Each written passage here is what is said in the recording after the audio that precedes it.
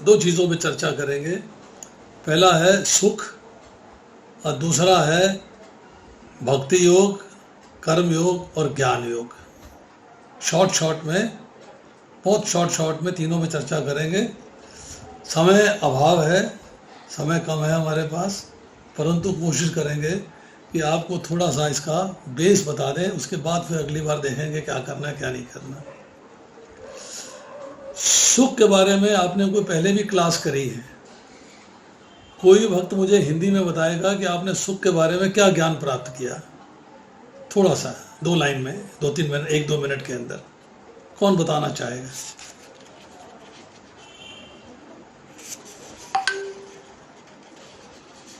हम लोग क्या बोलो, कल आपने क्लास करते हैं ना सुख के बारे में। मुझे प्रभु जी ने बताया कि कल भी क्लास हुआ था, तो जो उसमें बात नहीं कही है मैं वो कहूँगा, रिपीट नहीं करूँगा, इसलिए मैं आपसे पूछ रहा हूँ। हम लोग जब नाम जप करते हैं वो ही सुख मिलता है हम लोग। ठीक है। और गीता भागवत ये श्रवण करने से भी सुख मिलता है। ठीक है। और कुछ? जो कुछ हमारा जो इच्छा है ना, वो इच्छा पूर्ण हो जाते है, उसमें सुख प्राप्त होता है। इच्छा पूर्ण हो जाती है तो सुख की प्राप्ति होती है। बहुत बढ़िया बोला आपने। और बताइए, और कुछ? चलिए, सबसे पहली बात यह है कि सुख की अनुभूति कब होती है और दुख की अनुभूति कब होती है। सुख कब महसूस होता है और दुख कब महसूस होता है? जब परिस्थितियां, सर्कमस्टांसेस, हालात, सिचुएशंस आपके मन और शरीर के अनुकूल हों, फेवरेबल हों, तो आपको सुख की प्राप्ति होती है। मन की बात जो माता जी ने बोली अभी, इच्छा प्राप्ति, इच्छा हो गई पूरी तो सुख हुआ, मतलब आपके मन की बात हो गई तो आपको सुख लग रहा है। आपके शरीर को शांति मिली, आराम मिला तो आपको सुख लग रहा है। पर जब भी परिस्थितियाँ, जब भी हालात, जब भी सर्कमस्टांसेस, जब भी सिचुएशंस आपके शरीर और मन के प्रतिकूल होती हैं, अपोजिट होती हैं, अगेंस्ट होती हैं, तब आपको दुख की प्राप्ति होती है। अब प्रश्न ये है कि हमें सुख परमानेंट चाहिए कि सुख टेम्परेरी चाहिए? हमें कैसा सुख चाहिए? टेम्परेरी मीन्स सुख आया और सुख चला गया। परमानेंट मीन्स कि सुख आए और सुख जाए नहीं, हमेशा सुखी रहें, हर क्षण सुखी रहें। हमें सुख की अनुभूति ऐसी होनी चाहिए कि हमारा मन जो है, हमारी शरीर जो है, हर क्षण सुखी रहे, ऐसा हमें आनंद चाहिए। अब सुख है कहाँ है, कैसे मिलेगा, कौन देगा? ये ज्ञान प्राप्त करना है, ज्ञान प्राप्त करना, ये ज्ञान है। भगवान भगवत गीता में कहते हैं, नास्ति बुद्धि युक्तस्य न च युक्तस्य भावना न च भावेते शांति शांतस्य कुतः सुखम। जो कृष्ण भावनामृत में भगवान से संबंधित नहीं है, ध्यान से सुनिएगा, जो कृष्ण भावनामृत में भगवान से संबंधित नहीं है, उसकी ना तो बुद्धि दिव्य होती है, ना ही मन स्थिर होता है। जिसके बिना शांति की कोई संभावना नहीं है, और शांति के बिना सुख भी कैसे प्राप्त हो सकता है? सुख भी कैसे प्राप्त हो सकता है? अब इसको उल्टी तरफ से लेके चलते हैं। अगर एक व्यक्ति को सुख चाहिए तो सुख के लिए शांति होनी जरूरी है। शांति होगी तो सुख मिलेगा। अगर उसको शांति चाहिए तो उसकी बुद्धि जो है स्थित प्रज्ञ होनी चाहिए, स्थिर होनी चाहिए, बैलेंस्ड होनी चाहिए। उसको बुद्धि स्थिर होगी कब होगी? जब मन वश में होगा। मन वश में कब होगा? मन वश में होगा जब इंद्रियां वश में होंगी, इंद्रियां मन के अनुसार कार्य करेंगी। इंद्रियां मन के अनुसार कब कार्य करेंगी? जब व्यक्ति भौतिक संसार से संबंध समाप्त करके भगवान के साथ संबंध जोड़ लेगा। तो सुख की प्राप्ति के लिए शांति चाहिए, शांति की प्राप्ति के लिए बुद्धि का स्थिर होना चाहिए, बुद्धि के स्थिर होने के लिए मन वश में होना चाहिए, मन वश में होने चाहिए, इंद्रियां वश में होनी चाहिए, इंद्रियां वश में होने के लिए भगवान के साथ उनका संबंध होना चाहिए। ये पूरा प्रोसेस बताया गया सुख की प्राप्ति के लिए। अब देखिए, भगवत गीता में भगवान कहते हैं मामुपेत्या पुनर्जन्म दुखालयम अशाश्वतम नाप्नुवन्ति महात्मना समसिद्धिम परमांगता। मुझे प्राप्त करके महापुरुष जो भक्ति योगी हैं कभी भी दुखों से पूर्ण इस अनित्य जगत में नहीं लौटते, क्योंकि उन्हें परम सिद्धि प्राप्त हो चुकी होती है। तो 4 बातें कही गई यहाँ पे। एक बात कही गई कि मुझे प्राप्त करके, मतलब जो भगवान को प्राप्त कर लेता है वो महान पुरुष है, साधारण व्यक्ति नहीं है। अगर हम कहें कि टीटू पात्रा जी जो हैं 5 लाख स्कूलों के हेडमास्टर हैं, उनके इंचार्ज हैं, सब कुछ हैं, जो इनसे मित्रता कर लेगा टीचर, वो उसकी लाटरी है। भाई हम तो टीटू पात्रा को जानते हैं, वो तो हमारे संबंधी हैं, वो हमारे मित्र हैं। सीना चौड़ा हो जाता है, मतलब वो महान व्यक्ति हो जाता है अपने मोहल्ले में, अपने समाज में। इसी तरह कोई चीफ मिनिस्टर को जानता है, कोई प्रधानमंत्री को जानता है, कोई राष्ट्रपति को जानता है, तो वो अपने आप को बड़ा एम्पावर्ड फील करता है। जिसने भगवान का सानिध्य प्राप्त कर लिया, जिसने भगवान को प्राप्त कर लिया, वो भी एम्पावर्ड है। उसने भगवान का सानिध्य प्राप्त किया है, वो भी महान पुरुष है, महात्मा है, साधारण व्यक्ति नहीं है, महान आत्मा है। वो कैसे प्राप्त करता है? जो भक्ति योगी है, जो भक्ति के द्वारा अपने आप को भगवान से जोड़ता है। योगी का अर्थ है जोड़ना। योग जब हम स्कूल में पढ़ते हैं तो जमा कर योग ऋण गुना भाग, योग मतलब होता है जोड़ना। जब हम अपने आप को भगवान से जोड़ लेते हैं, भक्ति योगी है, भक्ति के द्वारा, भक्ति का अर्थ होता है भगवान की प्रेममयी सेवा। जब हम भगवान की प्रेममयी सेवा करते हैं, अपने आप को भगवान से जोड़ लेते हैं प्रेम के द्वारा, तब हम दुखों से पूर्ण इस अनित्य जगत में नहीं लौटते। पूर्ण का अर्थ होता है 100 में से 100, 100 में से 99 नहीं, अपूर्ण हो जाएंगे। 100 में से 99.999 वो भी अपूर्ण हो जाएंगे। पूर्ण का मतलब होता है 100 में से 100। अब आप एक बात बताइए, भगवान कहते हैं कि दुखों से पूर्ण इस अनित्य जगत में, जगत टेम्परेरी है, अनित्य है, आज है कल नहीं रहेगा, समाप्त हो जाएगा, प्रलय आएगी समाप्त हो जाएगा। अब संसार दुखों से पूर्ण है, दुखों से पूर्ण जगत में हम सुख की तलाश कर रहे हैं, तो क्या बुद्धिमान है या मूर्ख है? एक व्यक्ति बन ढन के चश्मा लगा के कानों में जो है अपना लगा के टोटू अपना जाता है एक दुकान पे, दुकान से जाके कहता है कि भाई मुझे जो है एक बढ़िया सी साड़ी चाहिए, आज मेरी पत्नी का जन्मदिन है। दुकानदार उसको ऊपर से लेकर नीचे तक देखता है, कहता साहब आपकी तबीयत तो ठीक है। बोला मेरी तबीयत को क्या हुआ है, मैं तो अच्छा भला हूँ, आपसे एक साड़ी तो दिखाने को बोला है, कोई जुल्म तो नहीं किया मैंने। कहता साहब ये टीवी का दुकान है, या साड़ी नहीं मिलता है, कहाँ चले आए? एक दुखों से पूर्ण संसार है, हम सुख ढूंढने चले। मूर्ख होंगे कि अक्लमंद होंगे? हम मूर्ख हैं, क्योंकि हम इस सवाल सुख है कहाँ पर, उसकी भी चर्चा करेंगे। हम इस संसार में सुख प्राप्त करना चाहते हैं, इस संसार में सुख कैसे है? भगवान कहते हैं मात्र स्पर्शातु कौन्तेय शीत उष्ण सुख दुखदा आगम अपायनीय नित्या तांत तिक्षुव भारत, कि सुख और दुख सर्दी और गर्मी के आने जाने के समान ही सीमित और क्षण भंगुर हैं। ये इंद्रिय बोध से उत्पन्न होते हैं। हे अर्जुन, इनसे विचलित होते बिना रहने का अभ्यास कर। सुख आता है चला जाता है, दुख आता है चला जाता है। रात में सुखी सोए थे, सुबह उठा कर पानी की मोटर नहीं चल रही है, पानी नहीं आ रहा घर के अंदर, तो भैया वॉशरूम कैसे जाएंगे, नहाएंगे कैसे? चिंता हो गई, दुख हो गया। सुख आता है, सुख जाता है, पर हमें चाहिए परमानेंट सुख, हमें टेम्परेरी सुख नहीं चाहिए, हमें परमानेंट सुख चाहिए। तो यहाँ कहा जाता है कि ये अनित्य जगत है, जगत टेम्परेरी है और दुखों से पूर्ण है। हम उस दुखों से पूर्ण जगत में सुख की तलाश करेंगे, तो हमसे बड़ा मूर्ख और कोई नहीं होगा। तो हम ये स्वीकार करते हैं कि हम मूर्ख हैं, पर हम अक्लमंद कैसे बनेंगे उसकी चर्चा अभी आपसे बाद में करूँगा। अब कहते हैं अनित्य जगत में क्यों नहीं लौटते? क्योंकि उन्हें परम सिद्धि प्राप्त हो चुकी होती है।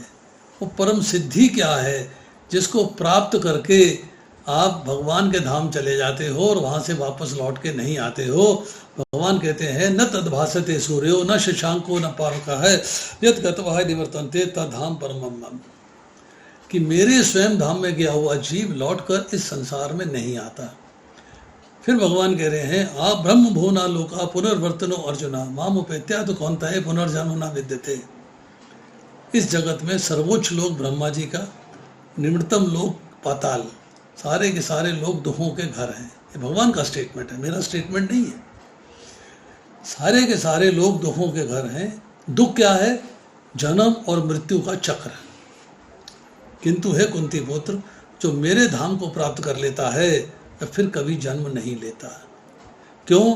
जन्म लेगा तो बुढ़ापा आएगा, जन्म लेगा तो बीमारी आएगी, जन्म लेगा तो मृत्यु आएगी।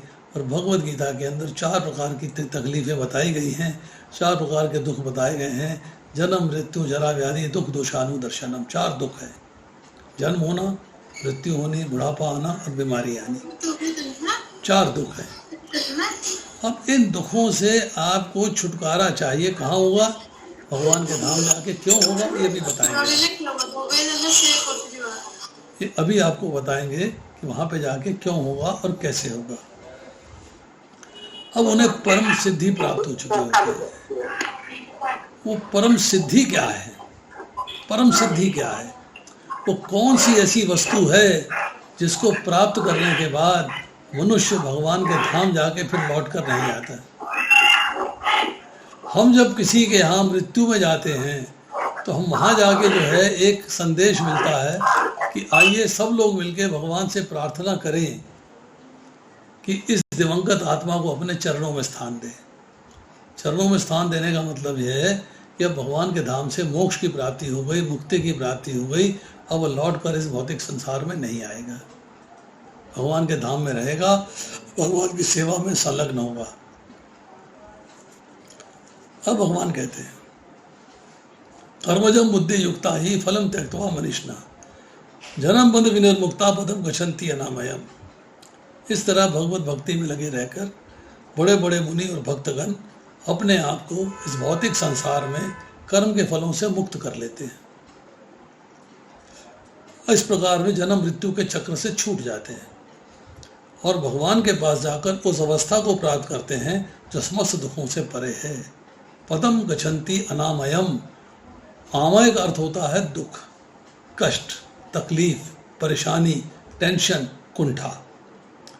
अनामयम का मतलब है जहाँ दुख नहीं है, परेशानी नहीं है, टेंशन नहीं है, दुख नहीं है, कंठा नहीं है, कोई तकलीफ नहीं है। कहाँ है? भगवान का धाम। भगवान कहते हैं कि मेरे धाम में आने के बाद आपको कोई कष्ट नहीं है, कोई तकलीफ नहीं है, कोई समस्या नहीं है। समस्याएं इसी संसार में है, उस संसार में नहीं। अब प्रश्न ये है कि भक्ति करें अगर हम, भक्ति करने के बाद हमें उसका लाभ क्या होगा? भक्ति करने का लाभ क्या होगा? ज्ञान प्राप्त कर लिया हमने। ज्ञान योग का मतलब ये है हमें ज्ञान के मार्ग पता लगा कि हमारे लिए ठीक क्या है। बुद्धि को हमने इस्तेमाल किया, बुद्धि को स्थिर किया। हमने ये जाना कि हमारे लिए ठीक क्या है, हमारे लिए गलत क्या है, ठीक मार्ग कौन सा है, गलत मार्ग कौन सा है, नित्य क्या है, अनित्य क्या है, सार क्या है, निसार क्या है, कर्तव्य क्या है, कर्तव्य क्या है, करणीय क्या है, करणीय क्या है। हमें ज्ञान की प्राप्ति हो गई। अब इस ज्ञान की प्राप्ति के बाद हम चलते हैं आगे कि अब करें क्या, करना क्या चाहिए।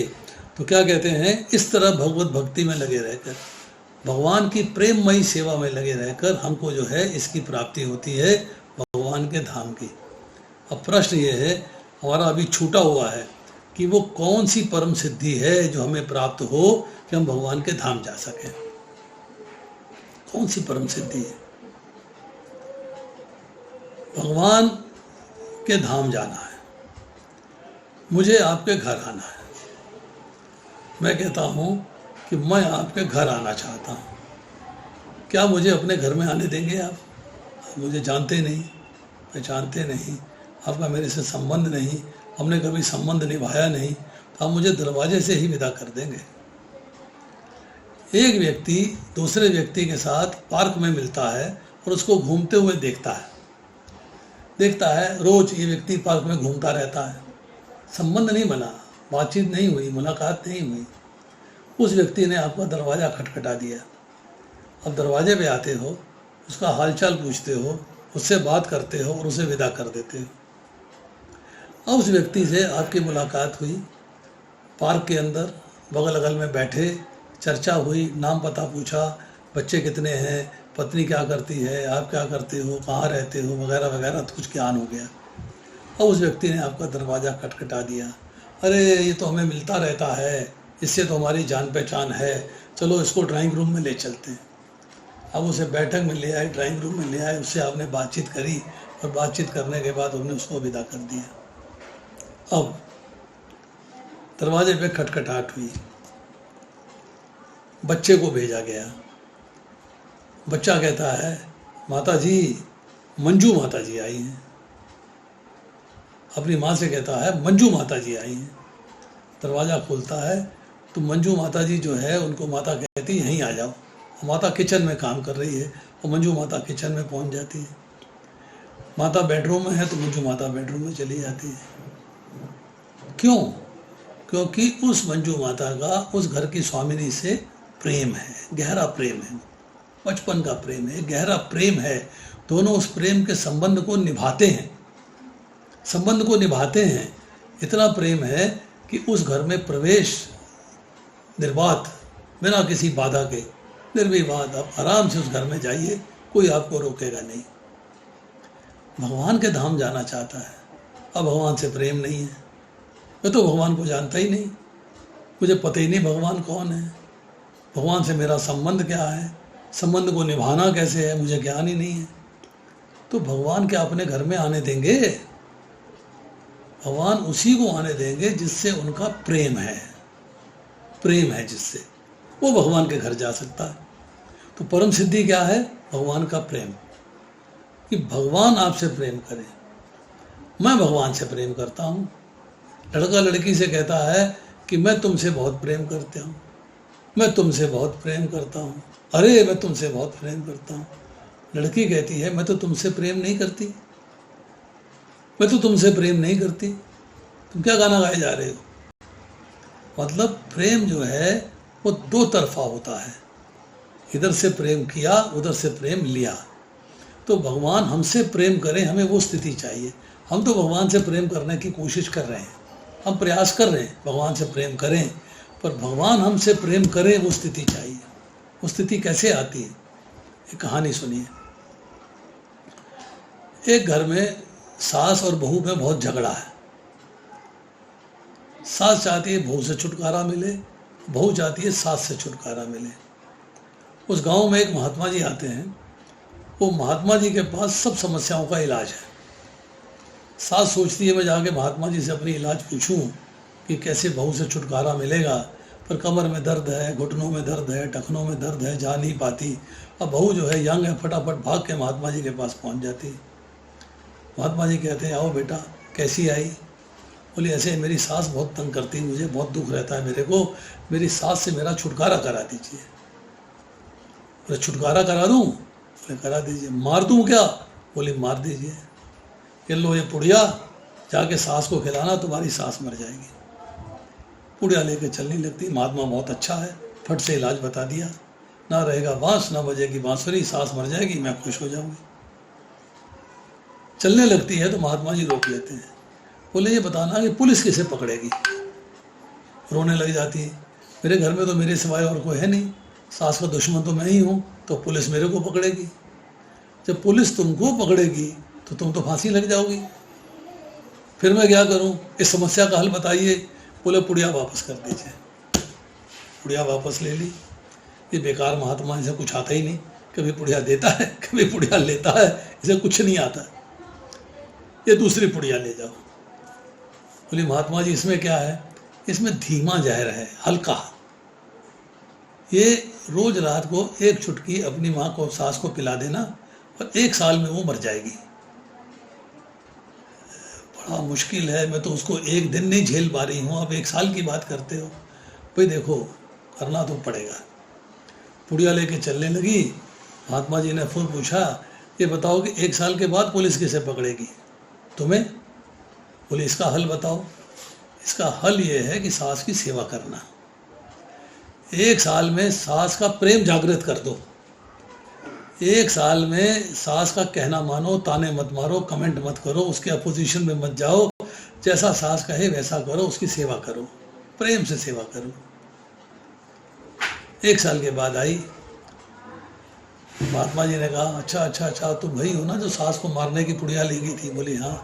बोले रिश्तेदारों को बुला लो, आज तो शमशान घाट जाना है, सास तुम्हारी मर जाएगी आज, उसको अपना फूंक देना है, रिश्तेदारों को बुला लो, शमशान घाट बुक कर दो, काम खत्म। रोने लग गई, लंबे लंबे आंसू बहा के उसके चरणों में गिर गई। बोले महात्मा जी मेरी सास को बचा लो। बोले क्यों बचा लो? कभी मारने की बात करती, कभी बचाने की बात करती। कहती मैं चाहती हूँ कि मेरी सास को बचा लो। बोले अच्छा तुम्हारी सास को बचा लूँ? अच्छा जाओ, तुम्हारी सास नहीं मरेगी। पर बचाऊँ क्यों ये तो बताओ। बोले मुझसे बड़ा प्रेम करती है, मेरे सिवा चलती नहीं है, मुझ पर कभी कमेंट नहीं करती है, मेरी सास मेरा कहना मानती है, जो मैं चाहती हूँ वो करती है।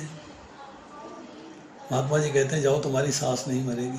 अरे महात्मा जी वो जो आपने पुड़िया खिलाई थी, साल भर में उसे पुड़िया खिलाती रही, उससे क्या असर होगा, मरेगी नहीं सास?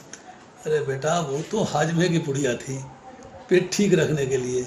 मैं मारने के लिए थोड़ा आता हूँ, मैं तो लोगों को प्रेम का संदेश देने आता हूँ, मैं मारने नहीं आता हूँ। अच्छा तो ये प्रेम जागृत हुआ कैसे? सेवा से। भगवान से प्रेम जागृत होगा कैसे? सेवा से। भगवान आपसे सेवा लेंगे, इसका मतलब है आपसे प्रेम करते हैं। अगर आपसे सेवा नहीं लेते हैं तो आपसे प्रेम नहीं करते हैं।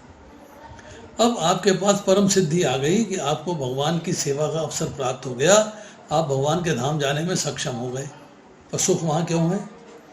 प्रश्न यह है कि वहाँ सुख क्यों है? तो भगवान क्या कहते हैं, ममैव वंशे जीवलोके जीवभूते सनातनी मनुष्यान्द्रियाणि प्रकृष्टानि कर्षति। कि जीव मेरा ही भिन्न और सनातन अंश है, मतलब हम भगवान के अंश हैं। तो अंश होने के बाद भगवान के धाम से आए हैं, हम भगवान के धाम से आए हैं। अब सुख व्यक्ति को अपने घर में मिलता है या पराये घर में मिलता है। मेरा ओरिजिनल होम, मेरा असली घर भगवान का धाम है, असली घर भगवान का धाम है। मैं 5 स्टार होटल में रह लूँ 2 दिन 4 दिन 5 दिन 10 दिन 15 दिन, फिर अपने घर की याद आएगी, चलो घर चलते हैं, अपने घर में चलते हैं। अपने घर से बढ़िया कोई जगह नहीं है। टूटी चारपाई में भी अपने घर के अंदर वो आनंद मिलता है जो 5 स्टार गद्दे का 5 स्टार होटल में नहीं मिलता। मेरा ओरिजिनल घर भगवान का धाम है। तो सुख की प्राप्ति कहाँ होगी? अनामयम पदम गच्छन्ति अनामयम। सुख की प्राप्ति होगी जब मैं भगवान के धाम चला जाऊंगा। परमानेंट सुख है, वहाँ जाने के बाद दुख नहीं है। इस संसार में सुख है, टेम्परेरी है, उस संसार में सुख है, परमानेंट है। अब मुझे परमानेंट सुख की प्राप्ति हो रही, मुझे भगवान के धाम जाना है। और जाने का मार्ग एक ही है, वो एक मार्ग क्या है? भगवान की भक्ति, भगवान की प्रेममयी सेवा। सेवा के द्वारा ही भगवान के धाम जाया जा सकता है, सेवा के बिना भगवान के धाम नहीं जाया जा सकता। अब मेरे मन में एक प्रश्न उठता है कि मैं चाहता हूं कि मेरे को भगवान का सानिध्य यहाँ प्राप्त हो जाए, इस संसार में प्राप्त हो जाए। वहाँ जाएंगे तो देखी जाएगी, तब की बात की देखी बात, इस संसार में प्राप्त हो जाए। तो यहाँ पर जो है भगवान का सानिध्य मुझे कैसे प्राप्त हो जाएगा? तो सबसे पहले तो मुझे समझना चाहिए कि भगवान है कौन, भगवान का नाम क्या है। हम चर्चा तो कर रहे हैं, भगवान का नाम तो जानना चाहिए, भगवान है कौन। कुछ लोग कहते हैं कि भगवान रोशनी का पुंज है, भगवान एक रोशनी है, भगवान ये है, भगवान वो है, यहाँ पे है, यहाँ पे है, कुछ अलग अलग जगह बताते हैं। भगवान है कौन? तो भक्त जो है ईशोपनिषद में प्रार्थना करता है, हे भगवान, हे जीवों के पालक, आपका असली मुखमंडल तो आपके चमचमाते तेज से ढका है, कृपा करके इस आवरण को हटा लीजिए और अपने शुद्ध भक्त को अपने दर्शन दीजिए। भक्त जो है भगवान के दर्शन करना चाहता है, भगवान के अंगों की जो कांति है, जिसे ब्रह्म ज्योति कहा जाता है, वो भगवान के आगे आवरण पैदा कर देती है, जिससे जो है उस आवरण को पार करके भक्ति जा सकता है और कोई नहीं जा सकता। जिसके पास संपूर्ण ऐश्वर्य हो, संपूर्ण धर्म हो, संपूर्ण यश हो, संपूर्ण श्री हो, संपूर्ण ज्ञान हो, संपूर्ण वैराग्य हो। 6 वस्तु को कहते हैं भग। भाव मतलब भरता, गामी गति। भरता मतलब पालन पोषण करने वाला, गति मतलब चलाने वाला। जिनमें ये सब हो उसे भगवान कहते हैं। विष्णु पुराण से ही उल्लेख आया है। उसके बाद जो उत्पत्ति और प्रलय के भूतों को आने और जाने की विद्या और अविद्या को जानता है उसे भगवान कहना चाहिए। अहम सर्वस्व प्रभु, सब कुछ मेरे से ही उद्गम होता है, सब कुछ मेरे से ही प्रकट होता है। इस बात को जिसने स्वीकार कर लिया है वो भगवान को जान सकता है। ईश्वर है परमा कृष्णा सच्चिदानंद विग्रह है अनादि आदि गोविंदम सर्व कारण कारणम। कि गोविंद नाम से विख्यात कृष्ण ही परमेश्वर हैं। उनका सच्चिदानंद शरीर है, वे सबके आदि हैं, मतलब बिगिनिंग सबकी वही है, और उनका कोई आदि एवं समस्त कारणों का कारण है। अहम सर्वस्व प्रभु, समस्त कारणों के कारण है। अब हम कहते हैं हम तो मंदिर में जाते हैं, वहाँ तो 10 भगवान बैठे हुए हैं। भगवान नहीं है, देवता है। भगवान एक ही है, एक ही है। कौन है?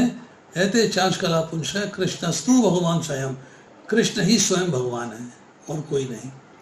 जब ये ज्ञान प्राप्त हो गया, ये ज्ञान है, ये ज्ञान योग है, ये ज्ञान प्राप्त हो जाएगा तो हृदय का कलमश खत्म हो जाएगा, गंदगी समाप्त हो जाएगी। ये बात समझ में आ जाएगी बुद्धि योग के द्वारा। बुद्धि के द्वारा मेरी बुद्धि स्थिर हो गई कि मुझे जो है भगवान के धाम जाना है या भगवान का सानिध्य इस धाम में प्राप्त करना है। यहाँ भी भगवान मिल सकते हैं मेरे को, ऐसी बात नहीं है, पर कैसे मिलेंगे वो मुझे जानना है। आत्मप्रबोधिनी में उल्लेख आता है देवकी ब्रह्मण्यो देवकी पुत्र है, ब्रह्मण्यो मधुसूदन है, ब्रह्मण्यो पुंडरीकाक्ष है, ब्रह्मण्यो विष्णुच्युत है। देवकी पुत्र ही ब्रह्म है, अर्थात देवकी पुत्र ही भगवान है। मधु नामक असुर का वध करने वाले ही भगवान हैं। जिनकी आंखें कमल की पंखुड़ी के समान है वही भगवान है। और जो अपनी स्थिति से कभी नीचे नहीं गिरते, अपनी स्थिति में बने रहते हैं वही भगवान है। और जो भक्तों की रक्षा करने से नहीं चूकते वही भगवान है। अब आती है चर्चा कि भगवान जो सबसे महान हैं वो भक्ति द्वारा ही प्राप्त किए जा सकते हैं। पुरुष से परे पार्था भक्तया लभत सन्निवय ययांत स्थानी भूतानी ये सर्वमिदम तमम्। कि भगवान जो सबसे महान है भक्ति द्वारा ही प्राप्त किए जा सकते हैं। ज्ञान योग रास्ता बताता है, भक्ति योग पहुंचाता है। आप स्कूल जाते हैं, ऑफिस जाते हैं, फैक्ट्री जाते हैं, शॉप पे जाते हैं। कोई साइकिल पे जा रहा है, कोई पैदल जा रहा है, कोई बाइक मोटरसाइकिल पे जा रहा है, कोई कार पे जा रहा है, कोई बस पे जा रहा है। कार आपकी दुकान के अंदर नहीं जाती, बाहर रह जाती। कार स्कूल के अंदर नहीं जाती, क्लासरूम में कार जा रही है, क्लासरूम में कार नहीं जाती, बाहर रह जाती। मतलब आपका उस जगह पर पहुंचने का साधन है गाड़ी। गाड़ी साधन है, गाड़ी लक्ष्य नहीं। लक्ष्य में पहुंचने का तरीका नहीं है। पढ़ाई तो क्लास में होनी है, पर साधन बस है, कार है, स्कूटर है, मोटरसाइकिल है, साइकिल है, वो साधन है। तो ज्ञान योग जो है साधन है। ज्ञान योग सुप्रीम नहीं है, ज्ञान योग साधन है। भक्ति योग भगवान के पास पहुंचने का मार्ग है। ज्ञान योग आपको मार्ग बताता है कि कैसे भगवान तक पहुंचा जा सकता है। तो भक्ति योग के द्वारा भगवान के पास पहुंच सकते हो। अब इसके बाद चर्चा आती है कि शांति चाहिए। शांति, शांति कब मिलेगी? शांति मिलती है कि दूसरे अध्याय के 70वें 71वें श्लोक में, 5वें अध्याय के 12वें श्लोक में आप पढ़िएगा, आपको चर्चा मिलेगी कि जो पुरुष समुद्र में निरंतर प्रवेश करने वाली नदियों के समान इच्छाओं के निरंतर प्रवाह से विचलित नहीं होता है, जो सदैव स्थिर रहता है, वही शांति प्राप्त कर सकता है। वह नहीं जो इच्छाओं को तुष्ट करने की चेष्टा करता हो। जैसे नदियाँ समुद्र की ओर जाती हैं, नदियाँ चलती रहती हैं, प्रवाह होता रहता है, समुद्र में जाके समा जाती हैं। इस तरह इच्छाएं आपके मन में आती रहती हैं, आती रहती हैं, आती रहती हैं। या तो आप उनको पूरा करो या उनको तुष्ट ना करो, पर इच्छाएं आ रही हैं। पर उससे बढ़िया सिचुएशन क्या है? भगवान कहते हैं विहाय कामान ये सर्वान पुमार चरती निष्प्रह निर्मल निरंकार से शांति में अधिगच्छति। जिस व्यक्ति ने इंद्र तृप्ति की समस्त इच्छाओं का परित्याग कर दिया है, उसमें इच्छाएं है ही नहीं, एक ही इच्छा है बस, भगवान की सेवा। एक ही इच्छा है कि किस प्रकार से अपने आप को भगवान के प्रति समर्पित कर सकूं। उसमें भौतिक संसार के अंदर आनंद लेने की, भोगने की कोई इच्छा नहीं, इच्छाओं से रहित है। जिसने सारी ममता त्याग दी है, अहंकार से रहित है, वही वास्तविक शांति को प्राप्त कर सकता है, उसी को शांति मिलती है। निश्चल भक्त शुद्ध शांति प्राप्त करता है। युक्त कर्म फलम त्यक्त्वा शांति में अपनोति नैष्टिकम अयुक्त काम कारेना फलो सक्तो निबद्धते। निश्चल भक्त मतलब जो भक्त जो है अपनी पोजीशन से विचलित नहीं होता, भक्ति में लगा रहता है, निश्चल है, वह अपने समस्त कर्म फल मुझे अर्पित कर देता है। अपने आनंद के लिए कोई कर्म नहीं करता, अपने भोग के लिए कोई कर्म नहीं करता। जो व्यक्ति भगवान से युक्त नहीं है, जो अपने फल का समकामी है, वह बंध जाता है, क्योंकि उसे शांति नहीं होती। अब भगवान कहते हैं कि आपको अपनी बुद्धि को स्थिर करना है। शांति की बात हो गई, बुद्धि के स्थिर करने की बात हो रही है। बुद्धि कब स्थिर होगी? यह सर्वत्र अनभि स्नेह तत्त प्राप्त शुभम ना विनंदती ना द्वेष्टि तस् प्रज्ञा प्रतिष्ठता। जो शुभ की प्राप्ति से हर्षित नहीं होता, दुख की प्राप्ति से शोक नहीं करता, घृणा नहीं करता, ऐसा व्यक्ति जो है स्थित प्रज्ञ है, हर समय समान भाव में रहता है। स्थिति अनुकूल हो तब भी भगवान की सेवा करनी है, स्थिति प्रतिकूल हो तब भी भगवान की सेवा करनी है। ऐसा भक्त जो है वो स्थिर बुद्धि होता है, उसकी इंटेलिजेंस, उसकी बुद्धि जो है स्थिर है। स्थिर बुद्धि है तो शांति प्राप्त होती है। उसके बाद कहते हैं कि ध्यायतो विषान पुंसा संगतेषु उपजायते संगात संजायते कामा कामात् क्रोध विजायते क्रोधात् भवति समोहा समोहा स्मृति विभ्रमा स्मृति विषांत बुद्धि नाशो भुक्ति नाशात् पश्यति। इंद्र विषयों का चिंतन करते हुए मनुष्य जीवन में आसक्ति उत्पन्न हो जाती है, आसक्ति से काम उत्पन्न होता है, फिर काम से क्रोध उत्पन्न होता है। इच्छाएं कब प्रकट होती हैं? जब आप किसी वस्तु के बारे में सुनते हो, उस वस्तु को देखते हो, तो आपकी उसमें आसक्ति हो जाती है। आसक्ति होती है तो प्राप्त करने की इच्छा हो जाती है, इच्छा हो जाती है तो कर्म होता है। कर्म में अगर आप उसको कर्म को शास्त्र के अनुसार करते हो तो पुण्य फल मिलता है, शास्त्र के विरुद्ध करते हो तो पाप फल मिलता है। दोनों स्थितियों में भोगने के लिए शरीर चाहिए। फंस गए फिर। तो आपका मन जो है वो विषयों के चिंतन से दूर रहना चाहिए। क्या है? विषयों का चिंतन किससे होता है? इंद्रियों से। तो इंद्रियां वश में होनी चाहिए। तो मन वश में हो जाएगा, इंद्रियां वश में हो जाएंगी। यही कहा है तानि महतानि सर्वाणि संयम्य युक्त आसीत मत्परा है वशे ही यस इंद्रियानि तस्य प्रज्ञा प्रतिष्ठिता। जो इंद्रियों को पूर्णतया वश में रखते हुए इंद्रिय संयमन करता है। आपने इंद्रियों को भटकने नहीं देना है, भटकने नहीं देना है, उनके आकर्षण की चीज से दूर रखना है। ये छठे अध्याय में पढ़ेंगे प्रत्याहार। प्रत्याहार का मतलब है इंद्र विषयों को इंद्रियों से संयोग नहीं, वियोग कर देना है, डिसोसिएट कर देना है। और अपनी कॉन्शियसनेस, अपनी चेतना को मुझ में स्थिर कर देता है, वह मनुष्य स्थिर बुद्धि कहलाता है। तो मन वश में होगा, स्थिर बुद्धि हो जाएगा। मन वश में करने के लिए इंद्रियों को वश में करना आवश्यक है। अब भगवान कहते हैं बुद्धि कब स्थिर नहीं होती, बुद्धि क्यों भटक जाती है? उसका कारण है मन और इंद्रियां। कैसे? जिस प्रकार पानी में तैरती नाव को प्रचंड वायु दूर बहा कर ले जाती है। नाव है, खूब तेज वायु आई, चप्पू अप्पू सब फेल, वो पाल उसको खींच के ले जाता है, दूर ले जाता है। इसी तरह जब इंद्रियां भटकती हैं, किसी एक विषय पे लग जाती हैं, किसी एक चीज़ पे लग जाती हैं, तो उसकी बुद्धि को हर लेती है। मन जो है वो विचलित हो जाता है और बुद्धि को हर लेता है। अब आपको सवाल यह है कि भगवान के धाम तो जाने की बात हो गई, अब भगवान मेरे पास कैसे आएंगे? मैं चाहता हूँ भगवान मुझे प्राप्त हो, यही रहे इसी संसार में। तो भगवान क्या कहते हैं? अनन्य चेता सत्यम यो माम स्मृति नित्यशय तस्याम सुलभ पार्था नित्य युक्त से योगिना। हे अर्जुन, जो अनन्य भाव से निरंतर मेरा स्मरण करता है, निरंतर लगातार मेरा स्मरण रहना चाहिए। तस्मात् सर्वेषु कालेषु, हर काल में मेरा स्मरण रहना चाहिए। मन मना भव मद भक्तो, मतलब मन को मुझे दे दो, मन में तुम्हारे मेरे सिवाय और कोई नहीं होना चाहिए।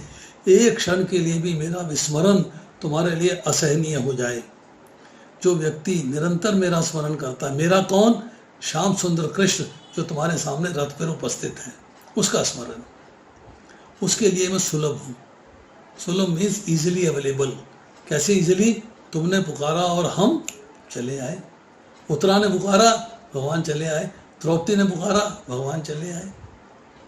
मेरा निरंतर स्मरण करने से। क्यों? वह मेरी भक्ति में प्रवृत्त रहता है, हर समय मेरी भक्ति में लगा हुआ है, हर समय मेरा स्मरण कर रहा है। श्रवणम कीर्तनम विष्णु स्मरणम पाद सेवनम अर्चनम वंदनम दास्यम साख्य आत्मनिवेदनम। कि अब श्रवण करता है, कथा सुनता है, भगवत गीता सुनता है, भागवत सुनता है, डिसिप्लिक सक्सेशन से, परंपरा से, किसी शुद्ध भक्त से, किसी सीनियर डिवोटी से कथाएं सुनता है। उसके बाद जब कथा सुनता है तो उसका मन पलटता है, भौतिक संसार से हटक के और भगवान के प्रति लगता है, भगवान के प्रति, भगवान के समीप हो जाता है, भौतिक संसार से दूर हो जाता है, भगवान के सम्मुख हो जाता है, भौतिक संसार से विमुख हो जाता है, भगवान की तरफ मुख हो जाता है, भौतिक संसार की तरफ पीठ हो जाती है। ऐसा व्यक्ति जो निरंतर मेरा स्मरण करता है, अनन्य, अनन्य मतलब अन्य, जिसके अंदर अन्य कोई भी नहीं, अपना शरीर भी अन्य है, भौतिक संसार से बना हुआ है, भौतिक सृष्टि से बना है, भौतिक प्रकृति से बना हुआ है, वो भी अन्य है। आपका मन केवल मुझ में लगना चाहिए और किसी में नहीं। उसके लिए मैं अवेलेबल हूँ, तुम पुकारोगे और मैं चला आऊँगा, तुरंत चला आऊँगा। द्रौपदी ने कहा कृष्ण से, मेरा चीर हरण हो रहा था, आप लेट आए। कृष्ण ने कहा याद करना, जब तुम्हारा चीर हरण हो रहा था तुम्हारा चिंतन किस में था? अपने पतियों में, मेरे में नहीं था। मैं तुम्हारे चिंतन से दूर हो गया था, तुमने पतियां का स्मरण किया, मेरे पति मुझे बचा लेंगे, नहीं बचा पाए। हम दास हो गए हैं, स्वामी के आदेश का पालन करेंगे, हम तुम्हारी रक्षा नहीं कर सकते। गुरुजनों को देखा, द्रोणाचार्य को, कृपाचार्य को, नहीं बचा पाए। राजा की ओर देखा, राजा ने भी मुंह फेर लिया। पितामह की ओर देखा, पितामह ने भी मुंह फेर लिया। फिर अपने हाथों से धोती को पकड़े रही, अपने दांतों से धोती को पकड़े रही, नहीं। अंत में उसने एक हाथ से मुझे पुकारा, हे गोपेश, हे गोपी का कान। फिर दोनों हाथ छोड़ दिए, हे गोपेश, हे गोपी का कान, हे द्वारकावासिन, हे द्वारकाधीश। अब तो मुझे बता द्रौपदी, मेरी बहन है तू, कृष्ण कहता हूँ मैं तुम्हें, तूने द्वारकाधीश को पुकारा, तूने द्वारकावासिन को पुकारा। अरे मैं तो सर्वत्र हूँ, तो तेरे बगल में खड़ा था, पर इन चमड़े की आंखों से तू देख नहीं सकती मेरे को। जब मैं दिव्य दृष्टि दूंगा तभी मुझे देख पाएगी, जब मेरी आशीर्वाद होगा, जब मेरी कृपा होगी तभी मुझे देख पाएगी। तो उस दिव्य दृष्टि से मुझे देख पाना संभव था, वो दृष्टि तेरे पास नहीं थी तो मुझे देख नहीं पाई। परंतु तूने द्वारकावासिन को पुकारा है। भगवान मजाक करते हैं, ठिठोली कर रहे हैं। तूने द्वारकाधीश को पुकारा है, तो मैं पहले द्वारका गया, फिर द्वारका से लौट के आया, फिर लेट हो गया, मैं तेरे को मैंने लेट मिला हूँ। उत्तरा ने मुझे तुरंत पुकारा था, मैं तुरंत आ गया था, ब्रह्मास्त्र से रक्षा कर दी थी। तो भगवान कहते हैं अनन्य चेता। तो जब आप भगवान से संबंध स्थापित कर लेंगे, कृष्ण के प्रेम के भाव में, वैर के भाव में नहीं। रावण ने वैर के भाव में किया राम जी से, कुंभकर्ण ने वैर के भाव में किया राम जी से, कंस ने वैर के भाव में किया, शिशुपाल ने वैर के भाव में किया, पौंड्रक ने वैर के भाव में किया, काल यवन ने वैर के भाव में किया, और दंतवक्र ने वैर के भाव में किया। पर भगवान क्या कहते हैं? प्रेम के भाव में। प्रेम तेषाम सतत युक्ता नाम भजताम प्रीति पूर्वकम तदामि बुद्धि योगम तम येन वामो बेअंति थे। जो प्रेम से प्रीति पूर्वक निरंतर मेरा भजन करते हैं, निरंतर, उनको मैं बुद्धि देता हूं जिसके द्वारा वो ज्ञान प्राप्त कर सकते हैं, दिव्य बुद्धि देता हूं। तदामि बुद्धि योगम तम, मैं दिव्य बुद्धि देता हूं। अब आप एक बात बताइए फाइनली, भगवान साधारण है कि भगवान दिव्य है? दिव्य है भगवान। दिव्य भगवान के मुख से जो शब्द निकलेंगे वो साधारण होंगे कि दिव्य होंगे? आपकी बुद्धि साधारण है, तो साधारण बुद्धि से आप दिव्य वाणी कैसे समझ सकते हो? आपको दिव्य बुद्धि चाहिए। भगवान कहते हैं तेषाम सतत युक्ता नाम, जो निरंतर मेरा प्रीति पूर्वक, प्रेम पूर्वक भजन करता है, प्रीति पूर्वक, प्रेम पूर्वक मेरा निरंतर भजन करता है, निरंतर मेरी सेवा करता है, उसको मैं दिव्य बुद्धि प्रदान करता हूँ। और दिव्य बुद्धि प्राप्त करके वो मेरे दिव्य शब्दों को समझ सकता है और उसके ऊपर चल सकता है, उसको ज्ञान प्राप्ति होती है, फिर वो भक्ति योग में आता है।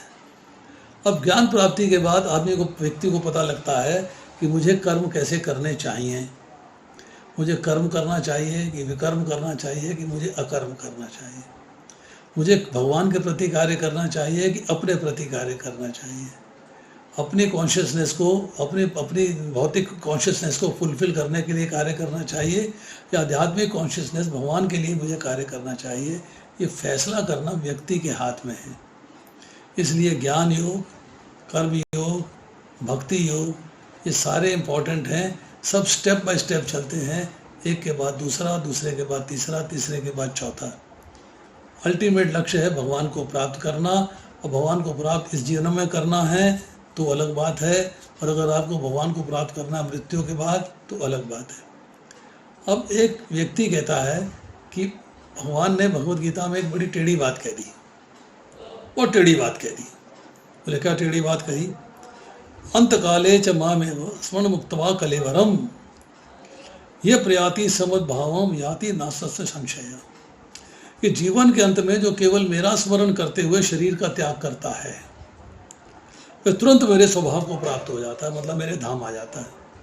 मतलब जीवन के अंतिम क्षण में आपको भगवान का स्मरण करना है। आप तो बेहोश हो, आईसीयू में पड़े हुए हो, एक्सीडेंट हो गया है, उस समय से पहले मृत्यु हो गई, समझ में नहीं आई बात, हार्ट अटैक हो गया है, सडनली डेथ हो गया है, तो कहाँ भगवान का स्मरण कर पाए? इसका मतलब भगवान के धाम नहीं जा सकते। फिर ये कहते हैं यम यम वापी स्मरण भावा त्यजंते कलेवरम तम तम महति कौनताय सदा तद्भाव भाविता, कि हे कुंती पुत्र, शरीर त्यागते समय मनुष्य जिस जिस भाव का स्मरण करता है वह उस भाव को निश्चित रूप से प्राप्त होता है। अब भरत महाराज ने हिरण का स्मरण किया तो हिरण की रोणी प्राप्त करी। अब अंतिम समय में भगवान का स्मरण हो पाए ये जरूरी नहीं है, तो भक्ति करूं क्यों, जप करूं क्यों, सेवा करूं क्यों, क्या आवश्यकता है करने की? अंत तो पता नहीं कैसा होगा, कर भी पाऊंगा कि नहीं कर पाऊंगा। तो भगवान ने टेढ़ी बात कर दी, ये तो संभव है ही नहीं। नलकियां लगी हुई हैं, वेंटिलेटर लगा हुआ है, सांस बंद है, होश है नहीं, भगवान का स्मरण कहाँ से होगा? इसके लिए वराह पुराण में 2 श्लोक आते हैं, 2 श्लोक आते हैं। उसमें जो है भगवती वसुंधरा अर्थात पृथ्वी जो है साकार रूप धारण करके वराह भगवान के पास जाती है और उनसे प्रश्न करती है कि जीवन के अंतिम समय में जब व्यक्ति वात आदि दोषों से छाती घुरघुर करती है, सांस लेने में सक्षम नहीं होता है, उसको सूखी हुई लकड़ी और पत्थर की भांति निश्चेष्ट हो जाता है, आपका स्मरण करने में समर्थ नहीं रहता है, जिन जीवन के अंतिम समय में आपका नाम नहीं ले पाता, आपका स्मरण नहीं कर पाता, उसकी गति क्या होती है? तो आपके धाम आ ही नहीं सकता। तो बड़ा भगवान उत्तर देते हैं, स्थिरे मनसी सुस्वस्थे शरीरे सती यो नरा धातु साम्य स्थिते स्मार्ता विश्वरूपम च माम भजनम ततस्तम प्रिय मानम तो काष्ठपाषाण सन्निभम अहम स्मरामि मयंकम नयामि परमाम गतिम कब वातादे निदोषेन मद्भक्तो न च माम स्मरेत तस्या स्मरा अहम न चेत कृतघनो नास्ति मत्परः। ये 2 श्लोक हैं वहाँ पे। और भगवान कहते हैं कि जो भक्त स्वस्थ अवस्था में निरंतर मेरा स्मरण करता रहता है, निरंतर जो स्वस्थ अवस्था में निरंतर मेरा स्मरण करता रहता है, उसे अंतिम समय में कफ वातोदि दोषों के कारण चेतना नहीं रहती और सूखी हुई लकड़ी और पत्थर की भांति पड़ा रहकर मेरा चिंतन करने में, मेरा स्मरण करने में असमर्थ हो जाता है, तब अगर मैं उसका स्मरण ना करूं तो मुझसे बड़ा कृतघ्न और कोई नहीं होगा। इसलिए मैं उसका स्मरण करता हूं, उसे अपने धाम ले जाता हूं। ये जप करने का फायदा है, ये भगवान का निरंतर स्मरण करने का फायदा है। एक क्षण के लिए भी भगवान कहते हैं तस्मात् सर्वेषु कालेषु माम अनुस्मर युद्ध चाहे, मेरा चिंतन करते हुए कर्तव्य पालन करो। भगवान ने ये नहीं कहा कि कर्तव्य पालन करते हुए मेरा चिंतन करो। मेरा चिंतन करते हुए कर्तव्य पालन का मतलब है मेरा चिंतन मुख्य है और कर्तव्य पालन गौण है, सेकेंडरी है। हम भगवान का चिंतन थोड़े अरसे के लिए करते हैं, घंटा 2 घंटे 3 घंटे, उसके बाद संसार चिंतन करते हैं। 24 घंटे में से 8 घंटे सोते हैं, 2 घंटे भगवान का चिंतन करते हैं, 10 घंटे हो गए, 14 घंटे संसार का चिंतन करते हैं। तो मृत्यु के बाद संसार मिलेगा कि भगवान मिलेंगे? ये बात सोच के चलना। ये है कि आपको ज्ञान प्राप्त करना है, उसके बाद ज्ञान के अनुसार कर्म करने हैं। जब चौथा अध्याय पढ़ेंगे कि जन्म और कर्म के बारे में जब चर्चा होगी, जब ये चर्चा होगी कि कर्म के सकाम कर्म क्या है, विकर्म क्या है, अकर्म क्या है, जो कर्म को अकर्म समझता है, अकर्म को कर्म समझता है, वही बुद्धिमान है। जब ये बातें समझ में आएंगी, जब इन बातों में चर्चा करेंगे, तो आपको एक आनंद की प्राप्ति होगी जो परमानेंट आनंद होगा। फिर आपको इस भौतिक संसार में आनंद की प्राप्ति होनी शुरू हो जाएगी।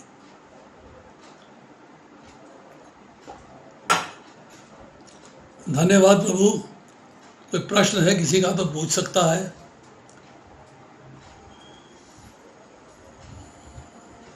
हरे कृष्ण।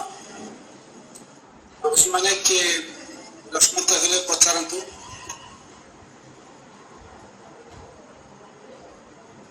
प्रभु जी, किसी का भी कोई प्रश्न हो तो बात से प्रभु आप मुझे समझा दीजिएगा।